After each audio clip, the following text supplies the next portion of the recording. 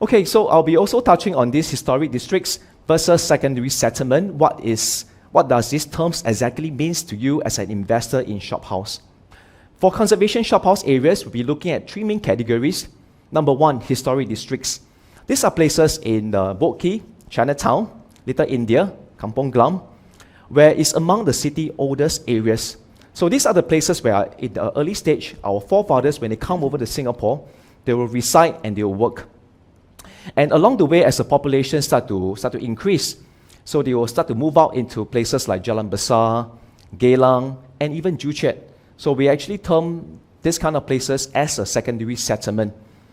And last but not least, we also have pure residential historic districts.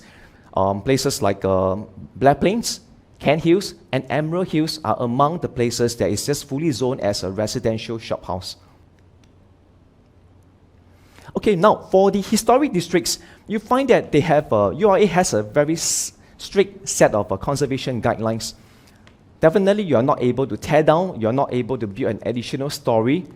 And also in terms of the usage-wise, there is a very strict requirement as well. Take for example, you are not able to have a motor showroom, you are not able to convert your shophouse into a warehouse, you are not able to build up, establish a new nightclub or a new massage spa.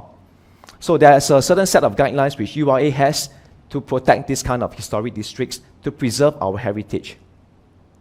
And for the secondary settlements such as Joo Chiat and Geylang, in fact, this diagram here is actually a cross-section of a shophouse. You can see that from the front, it's a 2-story shophouse, and the back is actually built up to a 5 or 6-story. So these are the flexibility that you can do to enhance your asset for a shophouse, to extend the rear, and to increase the gross floor area, to increase your value of your investment. When we buy shophouse, I think a lot of times the newspapers, when they report, they purely report the transaction price based on the land per square foot. But I think to be fair, it is also important to consider the gross floor area. Why? Now, you may have two shophouses side by side. One is just a pure 2-story shophouse, and the other one is one that is fully maximized with building up to 6 stories at the back. So the one that is built and maximized is able to command and achieve a higher rental yield simply because of the additional gross floor area.